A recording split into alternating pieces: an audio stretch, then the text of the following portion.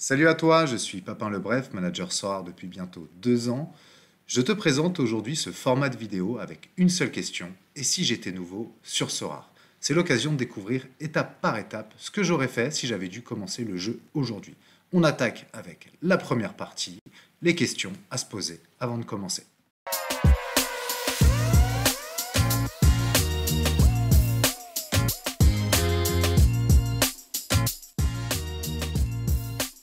La première question à se poser, c'est qu'est-ce que SORAR? En effet, SORAR est un jeu qui va cumuler plusieurs types de jeux que vous devez certainement connaître si vous êtes fan de foot. Déjà, tout d'abord, c'est un jeu où tu achètes des cartes, un peu en mode carte Panini. Sauf que cette fois-ci, les cartes ne sont pas physiques, mais digitales. On appelle ça des NFT. En gros, part du principe que c'est des cartes qui t'appartiennent, qui sont authentifiées, mais digitalement parlant. Donc, en actif numérique. Ces cartes, tu peux les jouer chaque week-end dans des divisions. Ces divisions, un peu en mode MPG, tu choisis tout simplement ton équipe. Tu n'as pas 11 joueurs comme dans mon petit gazon, mais plutôt 5. Et c'est là où tout se joue. Dans ces 5 joueurs, il va falloir que tu établisses des stratégies. Un peu en mode football manager. Comment je gère mes joueurs? Est-ce que je dois mettre 2 défenseurs, 2 milieux, 2 attaquants? Dans quelle division je les joue? Parce qu'il faut savoir que les joueurs sont notés grâce tout simplement à ce qu'ils font sur le terrain. C'est ça qui fait que ça se rapproche aussi beaucoup de mon petit gazon. Parce que les notes, par exemple, une passe, un tir cadré, un tacle, etc., rapportent des points aux joueurs. À l'inverse, carton jaune, carton rouge, but contre son camp par exemple, vont faire baisser sa note. Tout ça est basé bien sûr sur la réalité, ce qui fait que c'est encore plus kiffant de regarder un match de foot quand t'es manager Sora. Même si on viendra sur le scoring plus tard et sur comment ça fonctionne, la deuxième question à se poser c'est combien j'investis. C'est hyper important, tout comme tu gères ton budget, tes finances, etc., que tu te dises, ok, ça, je peux m'autoriser à le jouer. Bien sûr, c'est différent des paris sportifs. Dans les paris sportifs, tu mets 100 euros, tu gagnes ou tu perds. C'est-à-dire que tes 100 euros, tu les revois plus ou si ça se trouve, ils sont doublés.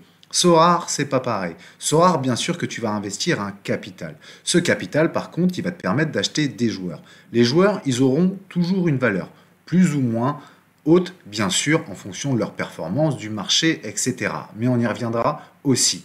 Donc, il faut quand même que tu définisses une stratégie d'investissement. C'est-à-dire que tu te dises, ça, je peux me permettre de jouer maintenant. Ça ne doit pas te mettre, bien sûr, en difficulté. Et peut-être que tu vas te dire, je vais mettre ça en capital initial, en base de départ, et tous les mois, je vais aussi peut-être rajouter tel montant pour me faire plaisir et améliorer mon équipe. Ça, il faut le définir, bien sûr, en amont.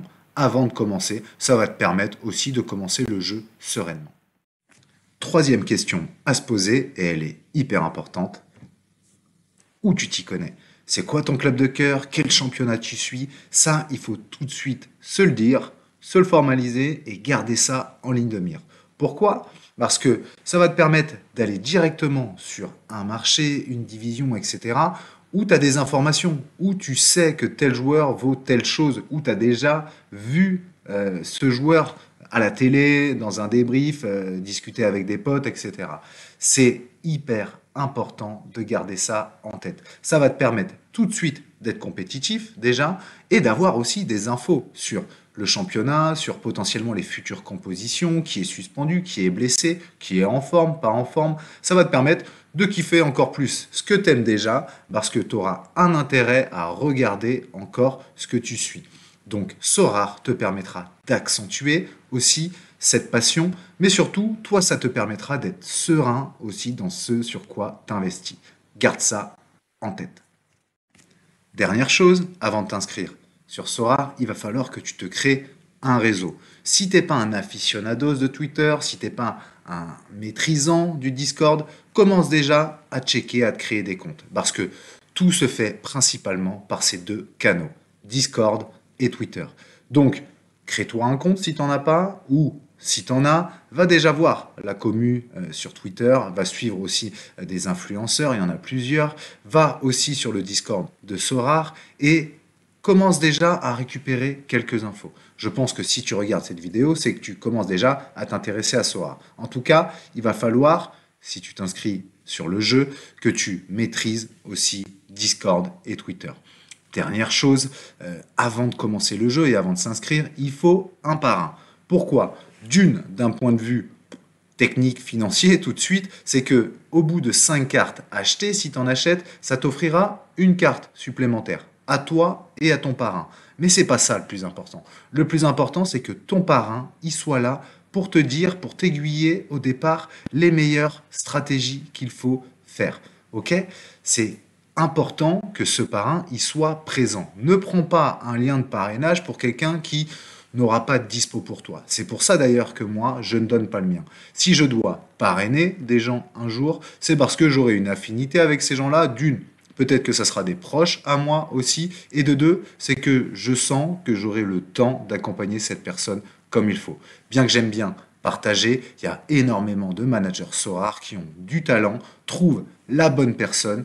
Et si jamais tu veux échanger avec moi, etc., n'hésite pas, mais ça se fera en mode privé. Et le lien de parrainage, je ne le donnerai qu'en mode privé. Je ne suis pas là pour faire de la pub et acquérir des cartes via ce mode-là.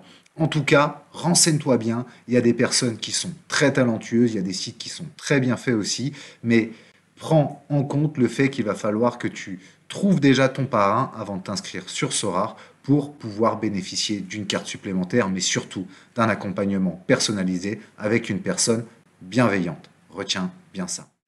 C'est fini pour cette vidéo. Merci en tout cas de m'avoir suivi. Si tu es futur nouveau joueur Sora ou si tu es déjà joueur Sora, j'espère que ça t'aura plu. N'hésite pas en tout cas à t'abonner, ça me ferait énormément plaisir. Et puis à me suivre aussi sur Twitter ou sur Insta. Vous avez les comptes juste en dessous, ici. Un grand merci. Je vous souhaite énormément de plaisir sur Sora. À très bientôt.